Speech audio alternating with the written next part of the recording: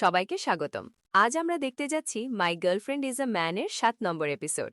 গল্পের শুরু ঠিক সেখান থেকেই হয় যেখানে আমরা দেখেছিলাম যে মিনজু জিউনের বিল্ডিংয়ে থাকতে চলে এসেছে। আর জিউনের পার্কের তো অবস্থা খারাপ যে এখন আগে কি হবে। মিনজু জিজ্ঞেস করলো যে তোমরা দুজনে এখানে কি করছো। এখন তারা দুজনে কিছু বলার আগেই ড্রাইভার এসে বলে যে দেখ, আমি জিনিসপত্র নামিয়ে দিয়েছি, কিন্তু ঘরের ভেতরে রাখবো না, তোমরাই রেখে নাও। এখন জিনিসপত্র ভেতরে রাখার জন্য মিনজু ওদের দুজনকে নুডলস খাওয়ানোর লোভ দেখাতে শুরু করে। তাই দুজনেই রাজি হয়ে যায়। কিন্তু জিউন খুব রেগে আছে যে আসলে সে এখানে কেন এসেছে। পার্ক জিউনকে বলল যে তুমি যাও, আমি ওর জিনিসপত্র রেখে দেব, তুমি ঘরে গিয়ে বিশ্রাম নাও। জিউন বলে আচ্ছা, যাতে আমার আড়ালে তুমি ওর সঙ্গে হাসাহাসি করতে পারো, আমি যাব না। এবং সব জিনিসপত্র একটা একটা করে তুলতে শুরু করে। মনে হয় রাগের মাথায় সে পুরো ঘরের কাজই করে দেবে। এবং সে তাড়াতাড়ি পরিষ্কারও করে দিল, জিনিসপত্রও গুছিয়ে রাখল, ঘরের আবর্জনাও ফেলে দিল। আর ভাবতেও লাগলো যে আমি কেন ওকে পরিষ্কার করে দিচ্ছি, ওর কাজ কেন করে দিচ্ছি। তখনই ভেতর থেকে মিনজু আর পার্কের আওয়াজ আসে। তখন সে দৌড়ে আবার যায় এবং আবার কাজ করতে শুরু করে। কিন্তু এই কাজটা ওর দ্বারা হচ্ছিল না এবং তারপর পার্ক করতে শুরু করে। জিউন রাগে বেসবল ব্যাট নিয়ে ওকে দেখছিল, মনে হয় যেন ওকে মেরেই ফেলবে। আর নাটবল্টু দিয়ে লিখে রাখে আই কিল ইউ। পার্ক তো খুব ভয় পেয়ে গিয়েছিল, ওর খুব ঘাম ঝরছিল। আর তারপর মিনজু ওকে জল এনে দেয়। আর বেশি গরম হওয়ার কারণে মিনজু নিজের শার্ট খুলে ফেলে। আর পার্ক ওর দিকে তাকাতে থাকে। আহা, হাতে নাতে ধরা পড়ে গেল। আমি জানতাম ও একটা কুত্তা লোক। যাই হোক, জিউনকে দেখে সে নিজের চোখ বন্ধ করে নেয়। ঠিক তখনই বাইরে খাবার চলে এলো, কিন্তু চপস্টিক আসেনি। তাই জিউন নিজের বাড়ি থেকে আনতে চলে যায়। আর মিনজু অবাক, কি জিউন এই বিল্ডিংয়েই থাকে, তাও আবার আমারই ফ্লোরে। ও জানত না এখানে এরির নেশা কেটে গিয়েছে এবং মনে অপরাধবোধও কাজ করছে যে গতরাতে সে ওই কেঁচোটাকে কিস করে ফেলেছিল। মিনো ওর স্মৃতিতে ডুবে থাকে। তখনই জিম থেকে বস ফিরে আসে, যে নিজের আর ইয়াংসুর কেস করার ফটো গোপনে তুলে রেখেছিল এবং আজ সেটা দেখে দেখে হাসছে আর ওখানেই ঘুমিয়ে পড়ে। তখনই বাইরে ইয়াংসুর মা আসে, বৌরানি বৌরানি করতে করতে, আর বলে যে তোমার বস কোথায়। মেন বলে বস তো এখানে নেই, আপনি বলুন কি কাজ, আমি ওনাকে বলে দেব। ও নিজের নাম বলতেই ভেতর থেকে বস নাম শুনে দৌড়ে আসে, বলে মম আপনি এখানে আসুন, বসুন বসুন। আর মম ওর জন্য ওয়াইন নিয়ে এসেছে, বলে যে এটা খেয়ে নিও আর লাগলে জানিও, আমি এনে দেব। আর মমের কাছ থেকে এমন ভালোবাসা পেয়ে বস খুব খুশি হয়। এখানে কাজ এখনও চলছে। তখনই মিনজু জিউনের মেয়েবেলার একটা ছবি পেয়ে যায়, যেটা পার্কের বইয়ের ভেতরে রাখা ছিল। আর পার্ক নিজের বই ভুল করে রেস্টুরেন্টে ফেলে এসেছিল, যেটা তুলে মিনজু নিজের সাথে নিয়ে এসেছে। তো সে বলে যে পার্ক, তোমার গার্লফ্রেন্ডকে ফটোতেই ঠিক লাগে, সামনে থেকে তো বিশ্রী দেখতে। এখন এটা শুনে জিউন বলে যে তোমার কথার মানে কি, মানে কি, ও খুব কিউট, আমি ওর সঙ্গে সামনে থেকে দেখা করেছি, ও খুব ভালো দেখতে। মিনজু বলে আরে আমার জিউন, তুমি ওর থেকেও বেশি কিউট। তারপর পার্ক বাড়ি যেতে থাকে, দুই মেয়েই ওকে বাই জানাচ্ছে। আর ও বেশ কনফিউজড যে এখন আমি এই দুজনকে নিয়ে কি করব। একই ফ্লোরে মুখোমুখি থাকতে শুরু করেছে, দুজনের ছাদও একসাথে জোড়া। জিউন মন খারাপ করে ছবিটার দিকে তাকিয়ে ভাবতে শুরু করে যে দেখ, এতে আমার চুল ছোট আছে এবং সামনেই ব্যাংসগুলো আছে, সাদা পোশাক পরে আছি। আর মিনজু সেদিন যখন পার্কের সাথে দেখা করতে এসেছিল না, তখন সেও একদম এই রকম পোশাক পরেছিল। তাহলে কি সে মিনজুকে ফাঁসাচ্ছে? ওর উদ্দেশ্য ভালো নয়। পার্ক বাড়ি আসে তখন বাবা রান্নাঘর পরিষ্কার করছিলেন। সারাদিন মম ওকে দিয়ে কাজ করায় যাতে ভবিষ্যতে বাবা আর কোনো ভুল না করেন। বাবা জিজ্ঞেস করলেন যে তোমার গার্লফ্রেন্ড কেমন আছে, সব ঠিকঠাক চলছে, ওকে মুভি দেখাতে নিয়ে যাও, একবারও ডেটে নিয়ে গেছিলে। তখনই মম ভেতর থেকে চিৎকার করতে শুরু করে যে কী সব আজে বাজে শেখাচ্ছ আমার ছেলেকে, ওকে খারাপ পরামর্শ দিও না। পার্কও মন খারাপ করে থাকে, জিওনের সাথে কাটানো স্মৃতিগুলো মনে করছিল, যে দুজনে কত খুশি থাকত যখন ও মেয়ে ছিল।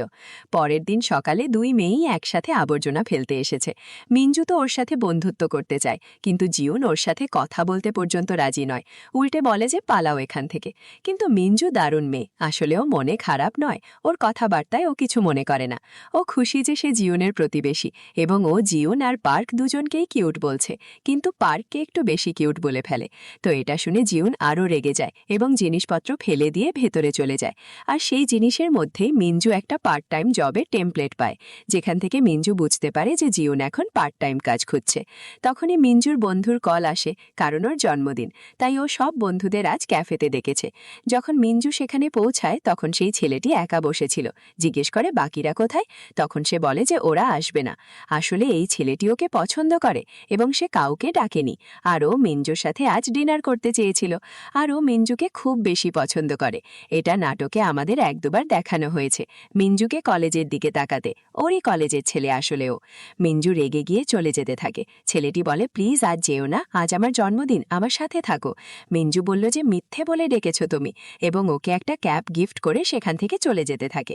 ছেলেটি উচ্চমানের প্রেমিক, পজিটিভ চিন্তা করে, কোনো কিছু নেগেটিভভাবে নেয় না। ফটো তুলে পোস্ট করে দেয়, বলে আহ কি মজা, ক্যাপ পেয়ে গেলাম। এখানে জিউনের মা আজ বাড়িতে যোগাভ্যাস শেখাতে এসেছেন। জিউন বলল যে আপনি কবেই সব শিখেছিলেন? মম বলে যে যখন আমি ছেলে সেজেছিলাম না তখন শিখেছিলাম। তো তুমিও শিখে নাও, এতে তোমার রাগ নিয়ন্ত্রণে অনেক সাহায্য হবে। আর ওকে নিজের খেয়াল রাখতে বলে সেখান থেকে চলে যান। এখান থেকে জিউন বই নিতে চলে যায়, আর এখানে তার সাথে এক মহিলার দেখা হয়, যে এরির বই দেখে বলে যে দেখ, তুমি এরির বয়ফ্রেন্ড না? আমি জানি, আমি তোমার ফটো দেখেছিলাম, আমি এরির খুব বড় ভক্ত। তো তুমিও কি একজন লেখক? আমাদের কোম্পানি পরের সপ্তাহে একটা প্রোগ্রাম করতে চলেছে, তো তুমি চাইলে ওখানে এসে কিছু করতে পারো। জিওন তো আগে থেকেই লেখক ছিল, স্কুলের দিনগুলোতে লিখত, আমরা আগেই দেখেছি। এখানে সে খুব খুশি হয় যে হতে পারে সে আবার লেখার সুযোগ পাবে।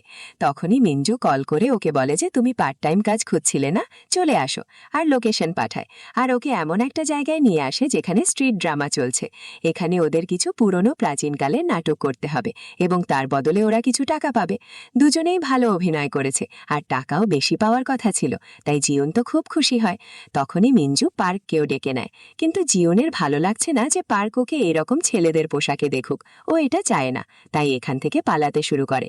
মিঞ্জু ওকে থামানোর অনেক চেষ্টা করে, কিন্তু জিওন নিজের চটি ফেলে রেখেই ওখান থেকে পালিয়ে যায়। কিছুক্ষণ পর পার্ক আসে। মিঞ্জু বলে, আরে জিওনের কি হলো? ও তো তোমার নাম শুনেই এখান থেকে পালিয়ে গেল। আর পার্কের মনে পড়ে যে জিওন ওকে একবার বলেছিল যে আমি এমন একটা পোশাক পরব যেমনটা এখন মিঞ্জু পরে আছে, যেটা ওদের পুরনো দিনের পোশাক হয়। আর জিওন চায়নি যে এই রকম ছেলেদের পোশাকে পার্ক ওকে দেখুক, ওর ভালো লাগছিল না, তাইও চলে গেল। এখন জিওন না থাকার কারণে ওর যে চরিত্রটা ছিল না সেটা পার্ককে দিয়ে দেওয়া হয়। মিঞ্জুও পার্কের সাথে খুব খুশি হচ্ছিল, অনুভব করছিল যে আহা, আমি তো ওর গার্লফ্রেন্ডই। আর জিওন দূরে দাঁড়িয়ে সব শুনছিল, দেখছিল, আর হিংসায় জ্বলছিল। আর দুজনে যখন কিস করতে যাবে তখনই জিওন এসে ওদের থামিয়ে দেয়।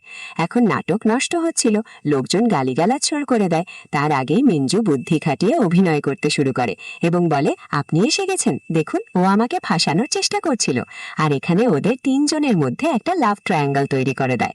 আর তারপর তিনজনে খুব সুন্দরভাবে নাটকটা করে, যার ফলে লোকজন হাততালি দেয় এবং ওদের খুব প্রশংসা করে।